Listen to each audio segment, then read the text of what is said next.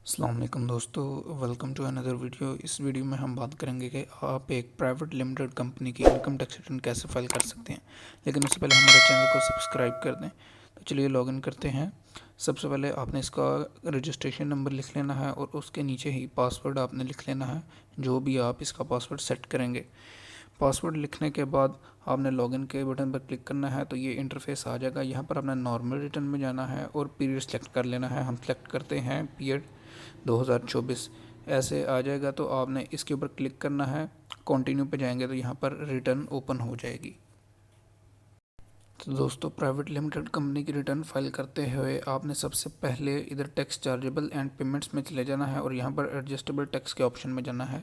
यहाँ पर आपने कंपनी से इंफॉर्मेशन कलेक्ट कर लेनी है कि उनका कितना विद होल्डिंग टैक्स डिडक्ट हो चुका है। उस सब का आपने रिकॉर्ड बना लेना है और यहाँ पर एंटर करते जाना है। जैसे इसका रिकॉर्ड मैंने बनाया है, तो इनका जो सा टैक्स विद हेल्ड हुआ है वो मैं यहाँ पर लिख रहा हूँ। ये लिखने के बाद आपने कैलकुलेट के बटन पर कैलकुलेट करना है और ऊपर जाके इसको सेव कर लेना है। दोस्तों, उसके बाद आपने बिज़नेस के टैब में जाना है और यहाँ पर हम अदर रिसोर्सेज में जाएंगे और यहाँ पर फ़ी फॉर टेक्निकल प्रोफेशनल सर्विसेज लिखेंगे के अंदर अमाउंट डालेंगे, क्योंकि ये एक कंसल्टेंसी फर्म है।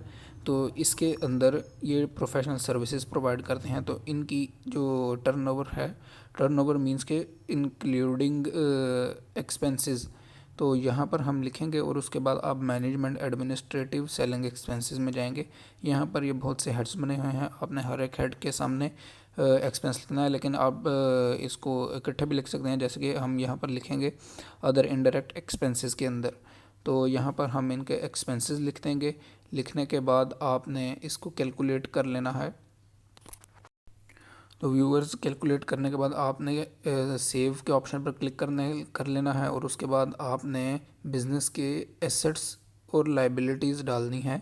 याद रहे कि ये एसेट्स और लाइबिलिटीज़ एससीसीपी के अंदर जब आपने कंपनी इनकॉर्पोरेट की थी तो उसके अंदर भी लिखे थे, तो उसी हिसाब से आपने यहाँ पर एसेट्स और लाइबिलिटीज़ लिख लेनी है इसकी। तो इसके आगे बहुत से हेड्स हैं, तो आप इनको इकट्ठा भी लिख सकते हैं और कंपनी से आपने ये बात पूछ लेनी है। तो हम यहाँ पर कंपनी से हमने पूछा तो उनके वो कहते हैं हमारे पास कैश है, तो हम यहाँ पर कैश के हेड में उनके एसेट्स लिखेंगे। तो इस तरह आपने एसेट लिख के कैलकुलेट कर लेना है इसको। और उसके बाद आपने इसके नीचे आपको ये नज़र आ रहा होगा टोटल इक्विटी लाइबिलिटीज़, तो यहाँ पर आपने इक्विटी और लाइबिलिटीज़ में लिख लेना ही है। तो यहाँ पर हमने ये लाइबिलिटीज़ लिख के, अब आपने ये ध्यान में रखना है कि ये दोनों इक्वल हों। जैसे हमने यहाँ पर ये 151,000 कर लिया है, सेव कर लेंगे और उसके बाद आपने दोस्तों इसको देख लेना है एक बार कंप्यूटेशंस के टैब में जाकर। ये आता है टैक्स चार्जेबल के अंदर। कंप्यूटेशंस के टैब में जाके देखेंगे कि आपका कोई टैक्स तो नहीं बन रहा। अगर टैक्स नहीं बन रहा तो ही रिटर्न सबमिट होगी, वरना आपको पहले टैक्स पे करना पड़ेगा। और इनका रिफ़ंड आ रहा है, मतलब कि इन्होंने पहले से एडवांस टैक्स में ज़्यादा टैक्स पे किया है। उसके बाद आपने अटैचमेंट्स के अंदर जाना है और यहाँ पर ये मैन्युफैक्चरिंग एंड ट्रेडिंग अकाउंट्स बनते हैं, जो कि आप कह सकते हो ऑडिट रिपोर्ट होती है, कोई भी चार्टर्ड अकाउंटेंट आपको बना के देगा।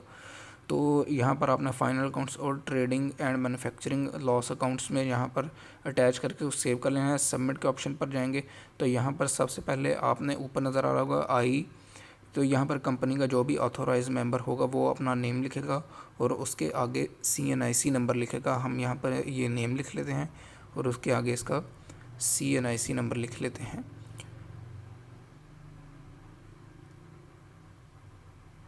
ये लिखने के बाद आपने यहाँ पर 4 डिजिट पिन जो सी आपने सेलेक्ट की होती है वो करके सबमिट के ऑप्शन पर क्लिक करेंगे तो ये देखें आपके रिटर्न सबमिट हो गए, टास्क सबमिटेड सक्सेसफुली।